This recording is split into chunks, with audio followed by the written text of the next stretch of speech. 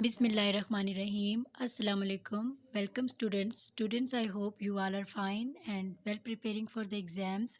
आज हम लोग क्लास 9 के केमिस्ट्री का यूनिट नंबर 6 जिसके रिमेनिंग क्वेश्चंस रह गए थे वो आज हम कंप्लीट कर लेंगे। तो स्टूडेंट्स इस चैप्टर के जो क्वेश्चन नंबर 2 है वहाँ से स्टार्ट करके क्वेश्चन नंबर 8 तक जो है मैंने आपको करवा दिए हैं। उनका लिंक जो है वो आप डिस्क्रिप्शन में जाके चेकआउट कर सकते हैं। इसके अलावा आप चैनल पे जाके सर्च कर सकते हैं। Today we will start from question number 9। Formalin is an aqueous solution of formaldehyde. So formaldehyde का ये फार्मूला है used as a preservative for biological specimens. A biologist wants to prepare 1 decimetre cube of 11.5 molarity formalin. What mass of formaldehyde he requires? इस क्वेश्चन में अगर आप देखें तो यहाँ पे formalin is an aqueous solution of formaldehyde used as a preservative for biological specimens। ये जो है ये आप MCQs से इससे MCQs बनकर आ सकता है एग्ज़ाम में, क्योंकि ये एक जनरल इंफॉर्मेशन है फॉर्मल्डिहाइड की कि फॉर्मल्डिहाइड को हम किस चीज़ में यूज़ करते हैं। इसको एज अ प्रिजर्वेटिव यूज़ करते हैं। ठीक है, आपसे पूछा जा सकता है MCQs में। बायोलॉजिस्ट जो है वो प्रिपेयर करना चाहता है 1 डेसीमीटर क्यूब जो वॉल्यूम है इसका और मोलैरिटी ये है, ये वो प्रिपेयर करना चाहता है। तो वो पूछ रहा है कि कितना मैस जो है उसको चाहिए होगा इसको प्रिपेयर करने के लिए। यहाँ पे जो जनरल इन्फॉर्मेशन है वो हमारे पास 1 डेसीमीटर क्यूब है और 11.5 मोलैरिटी है। स्टूडेंट्स यहाँ पे क्वेश्चन मैंने दोबारा लिख लिया है और इसका आंसर हम इसी क्वेश्चन में सबसे पहले वैल्यूज़ हैं वो लिखेंगे। यहाँ पे हमें दिया गया था वॉल्यूम जो है वो सॉल्यूशन का 1 डेसीमीटर क्यूब। तो जब हम इसे सॉल्व करेंगे तो हम क्या करेंगे, डेसीमीटर क्यूब को हम लोग सेंटीमीटर क्यूब में कन्वर्ट करेंगे तो हमारे पास 1000 आ जाएगा। तो ये सेंटीमीटर क्यूब में कन्वर्ट हो चुका है। उसके बाद दूसरी चीज़ हमें क्या क्वेश्चन में दी गई है, मोलैरिटी दी गई है 11.5। तो हम लिख लेंगे मोलैरिटी 11.5। सो जब हम मोलैरिटी लिखते हैं तो हम मोलर मैस खुद से लिखते हैं जिसका जो है पीरियोडिक टेबल में जिसके नंबर या एटॉमिक नंबर दिए होते हैं। मोलर मैस ऑफ HCHO तो वो क्या है, हाइड्रोजन का 1 है, उसके अंदर प्लस कर देंगे कार्बन का 12 है और फिर हाइड्रोजन है प्लस कर देंगे 1 और फिर ऑक्सीजन का 16 एटॉमिक नंबर तो उसको प्लस कर देंगे। तो जब हम तमाम वैल्यूज़ को प्लस कर देंगे तो हमारे पास 30 आ जाएगा और मोलर मैस जो होता है उसको मैस को हम ग्राम में लिखते हैं।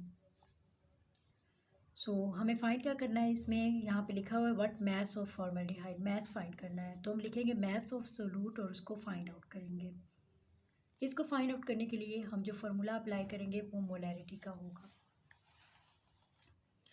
सो मोलैरिटी का फार्मूला ये था mess of solute divided by molar mass of solute into 1000 divided by volume of solution in centimetre cube. अब हम वैल्यूज़ पुट कर लेते हैं। मोलैरिटी की वैल्यू हमें दी गई थी 11.5, वो हम लिख लेंगे। मैस ऑफ सोल्यूट जो है वो हमें कितना दिया गया है, नहीं दिया गया, उसे हमें फाइंड करना है तो उसको हम एज इट इज़ ही रहने देंगे। मोलर मैस ऑफ सोल्यूट कितना हमें दिया गया है 30, उसको हम लिख लेंगे into 1000 divided by volume of solution जो है हमें लिखना है, जो कि हमारे पास 1000 हमने उसे सेंटीमीटर क्यूब में कन्वर्ट कर दिया था, वो लिखेंगे। और अब हम क्या करेंगे, जो चीज़ हमें फाइंड आउट करनी है जैसे कि मैस ऑफ सोल्यूट फाइंड करना है उसे साइड पे लिख देंगे और उसके बाद जो बाकी वैल्यूज़ हैं उनको आपस में हम लोग जो है वो ये तो कट हो जाएंगे ना, दोनों 1000 के साथ कैंसिल हो जाएगा और मैस ऑफ सोल्यूट रह जाएगा और हमारे पास 30 रह जाएगा। 30 जो है वो यहीं पे रहेगा और 11.5 इसके साथ जाके मल्टीप्लाई होगा तो हमारे पास इसका आंसर आ जाएगा 345 ग्राम। तो हम इसका आंसर लिखेंगे mass of solute is equal to 345 gram. Next question start करने से पहले जो स्टूडेंट्स चैनल पे नए हैं उनसे रिक्वेस्ट है कि चैनल को भी ज़रूर सब्सक्राइब कर दें ताकि जो भी मैं नई वीडियो अपलोड करूं तो वो आप तक सबसे पहले पहुंचे।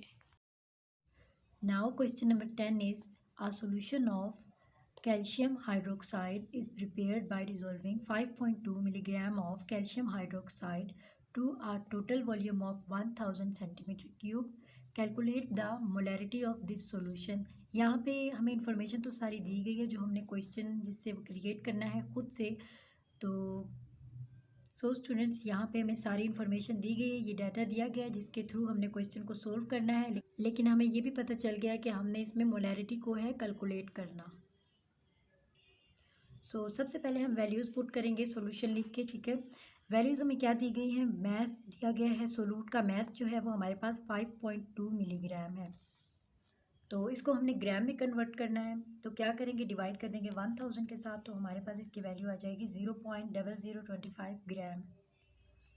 इसके बाद हमें मोलर मैस हमें फाइंड करना होता है, ठीक है। जब भी हमें कहीं मोलैरिटी कैलकुलेट करनी होती है हमें मोलर मैस पता होना चाहिए। तो मोलर मैस जो होगा कैल्शियम हाइड्रोक्साइड का, कैल्शियम का हमारे पास 40 होता है और हाइड्रोक्साइड में हाइड्रोजन का हमारे पास 16 होता है, और सॉरी ऑक्सीजन का हमारे पास 16 होता है, और 2 इसके साथ ये मल्टीप्लाई कर देंगे, और फिर हाइड्रोजन का 1 होता है और 1 भी इसको मल्टीप्लाई करेंगे 2 के साथ। तो हम ओवरऑल जब इसको सोल्व करेंगे तो हमारे पास 74 ग्राम आ जाएगा। उसके बाद हमें इस क्वेश्चन में वॉल्यूम दिया गया है, तो हम लिखेंगे volume of solution 1000 centimetre cube. Formula हम इसमें अप्लाई करेंगे मोलैरिटी का, mass of solute divided by molar mass of solute into 1000 divided by volume of solution in centimetre cube. So molarity find करेंगे, वैल्यूज पुट आउट करेंगे, जैसे कि mass of solute हमारे पास क्या आया था जब हमने उसे कन्वर्ट किया था, तो 0.0025 आ गया था। उसको हम डिवाइड कर देंगे मोलर मैस के साथ, मोलर मैस हमारे पास 74 आया था, इंटू 1000 डिवाइडेड बाय वॉल्यूम जो है सोल्यूशन का वो भी 1000 है, तो ये आपस में कैंसिल हो जाएंगे। हमारे पास मोलैरिटी क्या आ जाएगी, अभी हम इसे फाइंड कर लेते हैं दोबारा। यहाँ पे ये देखें, इन दोनों को हम जब डिवाइड करेंगे तो हमारे पास इसकी मोलैरिटी आ जाएगी 0.00007। हम इसको इस फॉर्म में भी लिख सकते हैं, 7 इंटू 10⁻⁻5 मोलैरिटी। मेन इसका आंसर यहाँ पे हमने इस तरह से लिख लिया है। Now question number 11 is calculate the number of moles of solute present in 1.25 centimeter cube of 0.5 molarity H3PO4 solution। इस क्वेश्चन में हमें जो दिया गया है वॉल्यूम दिया गया है, मोलैरिटी दी गई है, हमें जो है वो क्या फाइंड करना है, नंबर ऑफ मोल्स जो है वो फाइंड करने हैं। तो स्टूडेंट्स ये हमारे पास बहुत सिंपल क्वेश्चन है, ठीक है, बहुत ही सिंपल है। तो इसमें हम क्या करेंगे, सेंटीमीटर क्यूब जो है उसकी वैल्यू को डेसीमीटर क्यूब में कन्वर्ट करेंगे, डीएम क्यूब में कन्वर्ट करेंगे। अगर आप यहाँ पे देखें तो मैंने यहाँ पे इसकी वैल्यूज़ लिखी हैं कि हमें क्या चीज़ दी गई है, वॉल्यूम ऑफ सॉल्यूशन हमें दिया गया है 1.25 सेंटीमीटर क्यूब। उसको डेसीमीटर क्यूब में कन्वर्ट करने के लिए 1000 के साथ डिवाइड करेंगे तो हमारे पास वैल्यू आ जाएगी 0.00125 डेसीमीटर क्यूब। हमें क्या करना है, नंबर ऑफ मोल्स जो है वो कैलकुलेट करने हैं। सेकंड चीज़ हमें क्या दी गई है, मोलैरिटी 0.5 m, इसका मतलब है मोलैरिटी। तो हम लिख सकते हैं मोलैरिटी ऑफ H3PO4 सॉल्यूशन वो है हमारे पास 0.5।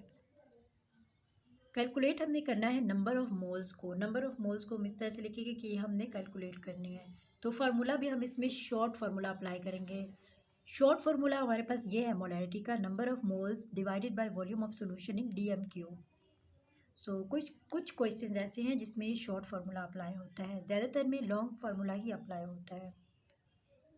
मोलैरिटी हमें दी गई थी 0.5, हम लिख लेंगे। नंबर ऑफ मोल्स हमें फाइंड आउट करने हैं, और वॉल्यूम ऑफ सॉल्यूशन जो है वो भी हमें दिया गया है 0.00125, उसको भी हम लिख लेंगे। नंबर ऑफ मोल्स फाइंड करने हैं, उसको हम साइड पे लिखेंगे। 0.5 हम एज इट इज़ यहाँ से इधर लिख देंगे, क्योंकि ये इधर चला गया तो ये वैल्यू इधर आ जाएगी 0.5। जो वैल्यूज़ नीचे लिखी हुई हैं उसको हम ऊपर जाके मल्टीप्लाई कर देंगे, मल्टीप्लाई 0.00125। तो नंबर ऑफ मोल्स जब हम दोनों को मल्टीप्लाई करेंगे आपस में तो ये आ जाएगा। इसके अलावा हम इसे इस फॉर्म में भी लिख सकते हैं, 6.3 into 10⁻⁴ moles. Number of moles हमारे पास ये आ गए हैं। Now students question number 12 is calculate the new molarity when 100 centimetre cube of water is added to 100 centimetre cube of 0.5 molarity HCl। Students इस क्वेश्चन में हमने फिर मोलैरिटी को कैलकुलेट करना है, जबकि हमारे पास वॉल्यूम जो है वो सॉल्यूशन का 100 सेंटीमीटर क्यूब यहाँ पे भी दिया गया है और यहाँ पे भी दिया गया है। तो हमारे पास जो मोलैरिटी है 0.5 है, हमारे पास एक मोलैरिटी तो है, दूसरी मोलैरिटी हमें फाइंड आउट करनी है। वॉल्यूम हमें दोनों दिए गए हैं। स्टूडेंट्स अगर हम स्टेटमेंट को पढ़ें तो स्टेटमेंट में हमें ये पता चलता है कि हमें दो मोलैरिटी की ज़रूरत है, यानी कि एक दी गई है, एक फाइंड करनी है, और साथ ही इसमें दो वॉल्यूम्स दिए गए हैं। तो हमें इससे ये पता चल जाएगा कि इसमें जो फार्मूला अप्लाई होगा M1V1 M2V2 वाला फार्मूला अप्लाई होगा। तो M1 जो है वो नई मोलैरिटी है, वो हम फाइंड आउट करेंगे। वॉल्यूम 1 जो है सोल्यूशन का वो 100 सेंटीमीटर क्यूब है, ठीक है। तो उन्होंने कहा है वो ऐड किया गया है, तो जब ऐड किया गया है तो 100 में 100 ऐड करेंगे तो हमारे पास 200 सेंटीमीटर क्यूब आ जाएगा। M2 जो है वो मोलैरिटी दी गई है, तो हम लिखेंगे गिवन मोलैरिटी ऑफ HCl जो कि हमारे पास 0.5 मोलैरिटी है। V2 यानी कि वॉल्यूम ऑफ सॉल्यूशन जो है वो हमें दिया गया दूसरा 100 सेंटीमीटर क्यूब। अब जो फार्मूला अप्लाई होगा that is very simple, M1 V1 is equal to M2 V2। M1 चूँकि जो हमने फाइंड करना उसको हम साइड पे लिखेंगे, तो M2 V2 ऐसे ही एज इट इज़ लिखेंगे और V1 को नीचे जाके डिवाइड कर देंगे यहाँ से। तो M1 हम ऐसे ही लिखेंगे और वैल्यूज़ पुट करना स्टार्ट करेंगे। M2 हमारे पास 0.5 था और उसमें प्लस कर देंगे V2 हमारे पास 100 है और उसको डिवाइड कर देंगे V1 के साथ। V1 हमारे पास 200 है। तो स्टूडेंट्स जब हम इसे मल्टीप्लाई और डिवाइड करेंगे तो हमारे पास इसका आंसर आ जाएगा 0.25। तो M1 हम लिखेंगे 0.25 molarity. Students question number 13 is how are solutions useful for society, give 3 examples. हम अपनी सोसाइटी में बहुत सारे सॉल्यूशंस यूज़ कर रहे होते हैं, आपने कोई सी 3 एग्जांपल्स देनी है। The answer is there are many number of solutions which are useful in our daily life. Tea, juices, air, petrol, soft drinks, shampoo, cough syrup, and many others are solutions. Most of the bioreactions that take place in living body occur in aqueous solutions. Brass, steel, German, silver are also solutions which are widely used in making cooking utensils, surgical tools and many other objects। जिनमें ये बताया गया है कि बहुत सारे solutions होते हैं जो कि हम अपनी डेली लाइफ में यूज़ करते हैं, ठीक है। जैसे कि चाय पीते हैं या जूसेस वगैरह पीते हैं या हम गाड़ी में पेट्रोल जो यूज़ करते हैं। इसके अलावा हम जितने भी सॉफ्ट ड्रिंक्स लेते हैं, जितने भी शैम्पूज़ होते हैं या सिरप्स होते हैं, उन वो बहुत सारे सॉल्यूशन से मिलकर बने हुए होते हैं। और भी बहुत सारे सॉल्यूशंस हैं। इसके अलावा हमारी बॉडी के अंदर जितने भी रिएक्शंस हो रहे होते हैं, वो जो रिएक्शंस होते हैं वो एक्वस सॉल्यूशंस में हो रहे होते हैं। और उसके बाद सॉलिड इन सॉलिड की एग्जांपल जैसे कि हम चैप्टर में बार बार कर चुके हैं, तो यहाँ पे भी हम इसकी एग्जांपल को डिस्क्राइब कर सकते हैं कि ब्रास, स्टील या जर्मन सिल्वर जो हैं ये भी सॉल्यूशंस हैं जो कि बहुत ज़्यादा यूज़ हो रहे हैं बर्तन बनाने में। उसके अलावा सर्जिकल टूल्स जो ऑपरेशन करते हैं उससे जितने भी वो आलात होते हैं, हॉस्पिटल में यूज़ होने वाले जितने भी टूल्स होते हैं वो हम उससे बनाते हैं, सिल्वर से, स्टील, ब्रास, इन सब चीज़ों से। और भी बहुत सारी चीज़ें हम इनसे बनाते हैं। आई होप स्टूडेंट्स आज हमने जितने भी क्वेश्चंस किए हैं आपको अच्छे तरीके से समझ आए होंगे। सो मिलते हैं नेक्स्ट वीडियो में कुछ और क्वेश्चंस के साथ। मुझे अपनी दुआओं में याद रखिएगा, अपना बहुत सारा ख्याल रखिएगा। अल्लाह हाफिज़।